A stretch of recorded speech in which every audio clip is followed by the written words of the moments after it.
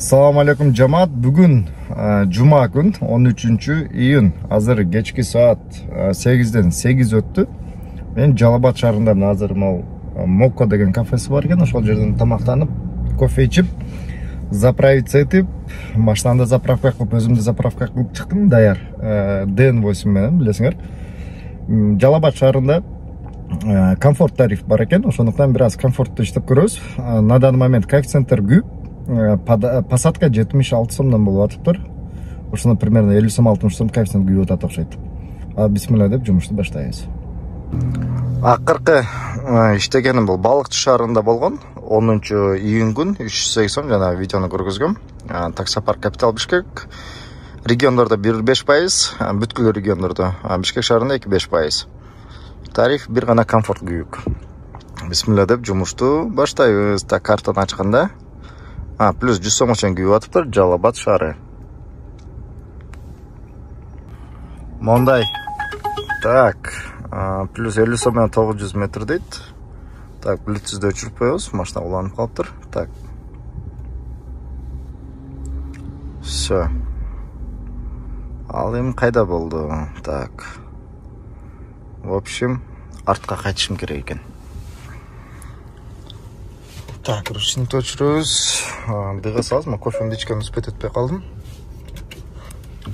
Всё, кеттик, бисмилла деп көрөбүз эми жумушту. Жалал-Абад шаары эми могул жерден двойноспашнойдон деле разворот кылып аткандарын көрүп атам. Эми биз как законопослушный гражданин ПДДни сактаган айдоочу катары эми биз нарушать этпейбиз буюрса. Бул жагы уже панорама, жанагы Жалал-Абад деген жазып ачып кетесиңер. И кафе, курорт, ушундай темалар бар экен бул тарапта. Жалал-Абад шаары мага аябай жагат. Прям Жалал-Абад шаарын 0 эмесмин. Бир аз билем, где-то 30-40%га Жалал-Абад шаарыны жакшы эле билем. Азыр артка разворот жасайбыз, могу уже кызылга эле чыгып кетип атат нексе.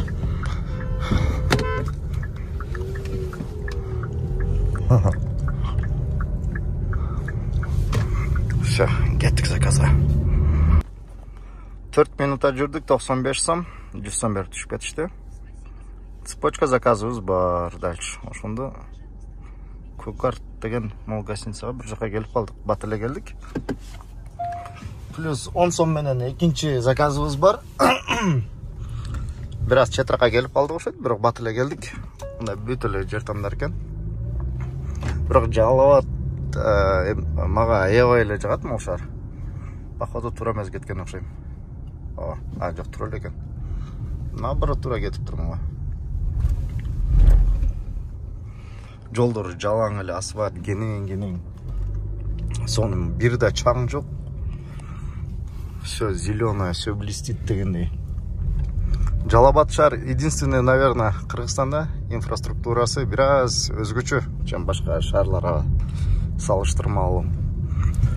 Кирдейип калган машиналар да жок экен, бүт эле таза жүрүп тыккан аябай сонун шаар. Мага Жалал-Абад эң эле жаккан шаарлардын бири Жалал-Абад болсо керек, скорее всего. Всё. Так, могул жерден солго кайрылгандай эле адреске келет экенбиз.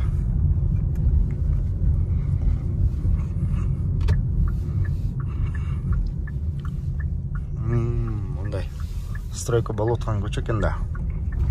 Машина тап-таза деп койгула, бир чаң жок машинанын ичинде. Сейчас тетиги бир ачык экен, колун көтөрүп атат.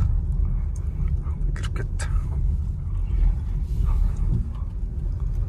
7 минутталык заказ экен. Эмнелер өсүп атат, майрам болуп атат окшойт. Байлаба? Так. Камчык. 6 минутта келдик, 75 сом. Бирок цепочка заказыбыз бар.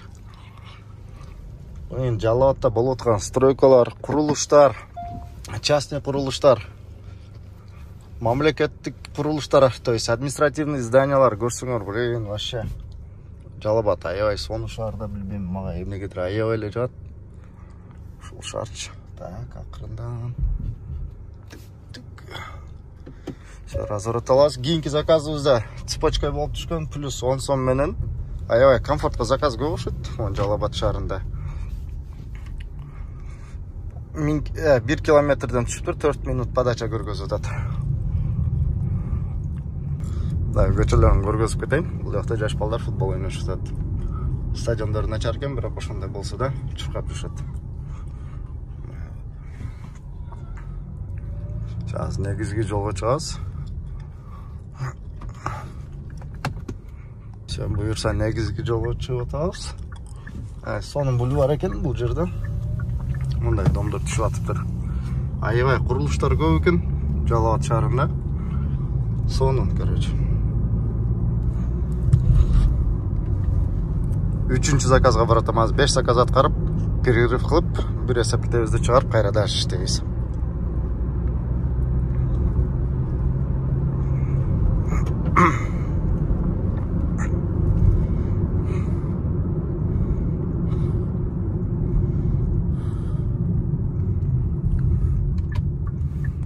Бир да чаң жок, ошонусу жагып атат мындай.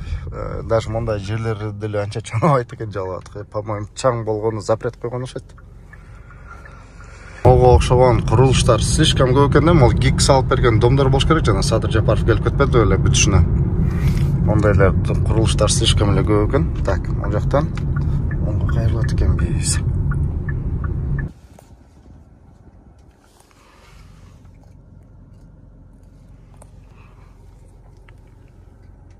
Үчүнчү заказыбыз бир аз ожидание кылып күтүрүп койду. Жанакы Азия магазинде 92 сом болду. Цепочка заказыбыз бар, бирок бул киши деле сабырдуу экен. Көптөн бери күтүп турат. Так, мындай кылабыз да. Оң тарапка кетет экенбиз. Бул Жалал Абад шаарынын жана центральный көчөсү, аркадан өтүп туртуз, шаардын центрине келе турам. Жана Жалал Абадтын аркасы бул жакта. Жана Цум-пум деген темасы бул жакта. Билбегендерге айтып коеюн, билген кишидей болуп.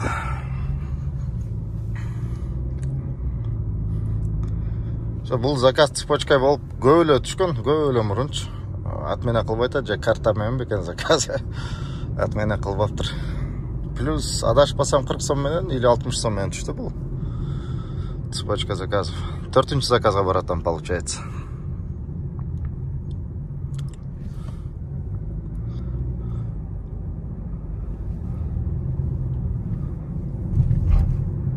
Жолдорун көргөзүп кете берейин, сүйлөбөсөм да.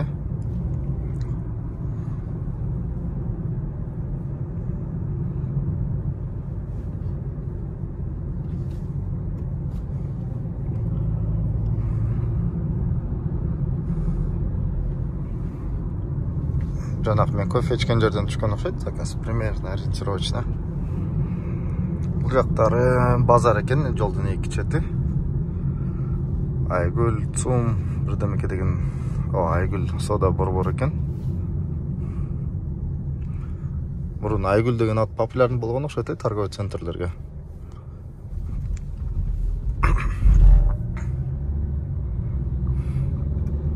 Артында мол матиссиз болайын деди. Так. Ровно 10 минутада келдик, 138 сом болду, 200 сом берди. Эметпиз, сдачаны которуп койбоймунбу десем, жөн эле кое бериңиз байке деп түшүп кетти. Жаш эле бала экен. Машина жаккан окшойт. Таза машинада келгенине. Алхамдулилlah. Так. Всё, кеттик буюрса. Азыр мен атайын линиядан чыктым. Мол жерде сонун домдорду көрүп калдым. Сонун районда азыр мол жер тамдар бүткөндөн кийин мол жакта ошол жерди бир көргөзүп коеюн деп чечтим.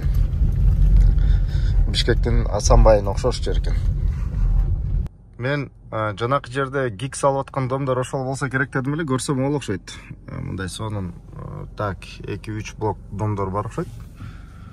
Анан именно ушуга окшогон курулуштар аябай көп экен Жалал Абадта. Слишком көп да, баарын эстеп калыш, көргөзүп калыш деле кыйын. Осман резиденс дейт, артында да дагы домдор бар экен. Жалал Абад шаарында ушундай болуп атканы мындай удивительно да. Бишкек болбой, бир гана Бишкекте эмес, башка областтарда да өнүгүп аткандары аябай кубандырат. Сонун экен. Биз эсе пока 4 заказ аткардык, 349 сом. Балыкчыда экономдо 5 заказ аткарып 308 сом чыкты эле, пока бул жакта 4 заказга 349 сом турат. Кечки саат 9. линияға шығып қоямыз. Плюс 100 күйіп атады. Бисмилла деп заказ күтөбүз. Кайсыл районда жүрөм, эмне кылып жүрөм, вообще белгисиз. Короче, кызык. Мага аябай ушундай жагат. Мына билбеген шаарларда жүргөнчү. Мисалы, Бишкекте көзүң байлап туруп эле любой жерге алып келип коюп айтса, сразу билесиң кайсы жакта жүргөнүңчү, кайсыл көчөдө жүрөсүң, эмне бар, эмне жок. Тигине да стройкалар көп экен. Ша. Артка кайтайлы, мен центрге центрден бул тарап менен келдим эле да. Ошондуктан скорее всего центр ушул жакта болсо керек. Бисмилла. Анан клиенттери Бишкектегидей күттүрмөй жок, могу балыкчы да то же самое. Заказ берет, барсаң күтүп турган болушат. Жалал Атада эле ушундай болуп атат. Эч күттүргөн жок. Келсең сразу даяр турган болот. Ушул Бишкекте эле окшойт, өздөрүнчө эле важный, өздөрүн сезичү эле үйдө отуруп, кийинбей туруп такси заказ берип коюп, такси келсе күтөт да деп коюп, шашпай акырын чыккандар. Бишкек шаарында эле окшойт. Даже Москвада андай жок да.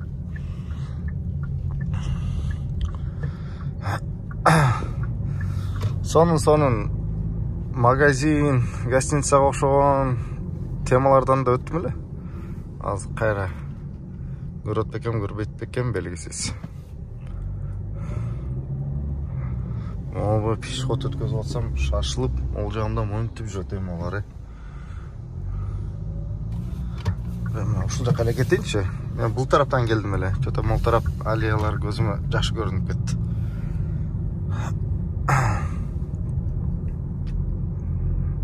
Бул тарап мондай эски микрорайон экен, эски домдор экен.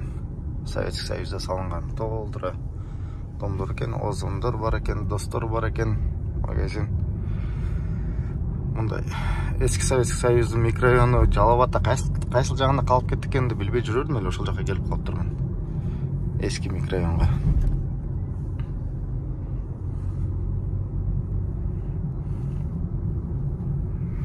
Так, бул жерде Ашым Акум деген бир аз кичинекей сода борбору бар окшойт. Ошо билбеген шаарда ушинтип жүргөн аябай жагат да ма. Эми бир гана Караколго барсам, буюрса Бишкекке чейин клиенттерим бар. 3 клиентим бар. Ошолор салып алып барсам, Бишкектен Телеграмдан, Кеткежиден эмелерди, клиенттерди көрөбүз эмеге чейин, көлгө чейин барып, анан буюрса Караколго барып, Караколду да бир көрүп келиш керек, ошол шаарга бара элекмин пока. Чөтө заказ түшпөй калды. Мен чет жакта жүрөт окшойм, чет жакта дейнесең бул жактарда эле жалаң эле домдор болуп, густонаселенный эле микрорайондор болсо керек. Тетиңде дагы бир демекелер турат. Так, ошол тарапка кете берет окшойбуз.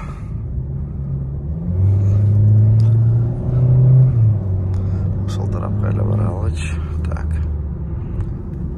Бул жакта ближайший, бул жак мектеп окшойт, по-моему. Мектепке окшош сыяктуу экен. Ал шаардан четтеп кеттим, по-моему.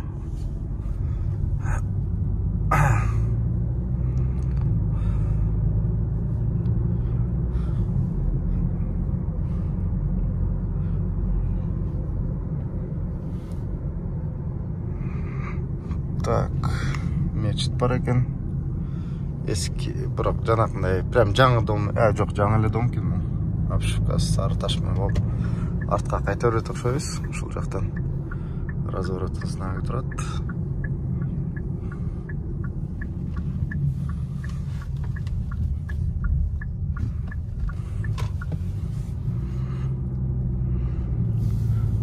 Жалал Ат шаарында да эле негизи бүткүл эле Кыргызстанда шаарларында асфальттары оңолуп калды окшойт.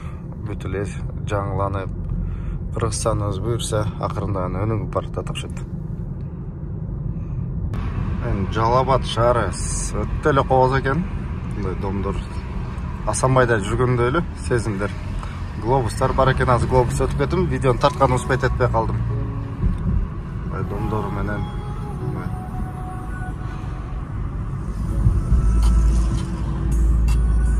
как будто Асанбайда жүргөндөй эле.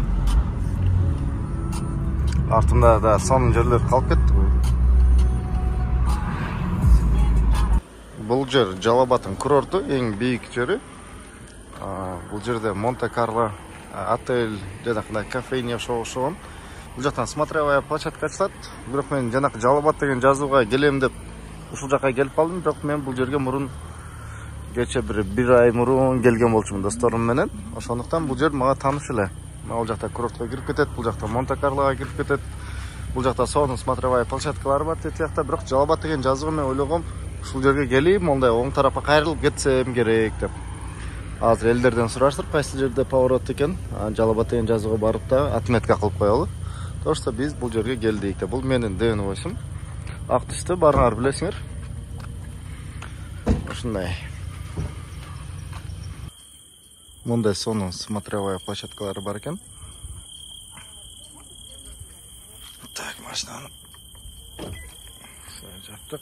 Жалал Абад шаары полностью как на ладони. Мындай айтканда.